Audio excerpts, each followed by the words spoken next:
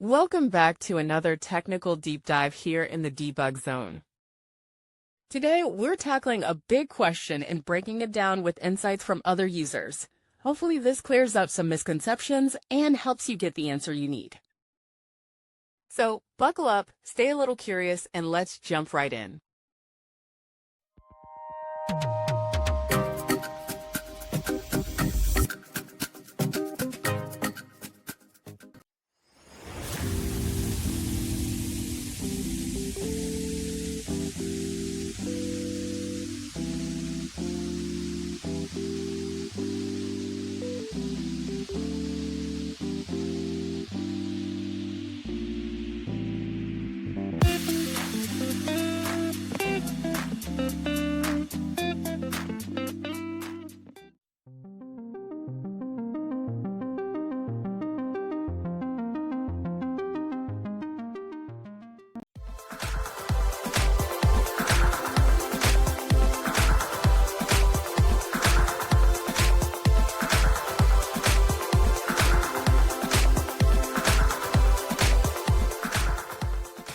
And that's a wrap.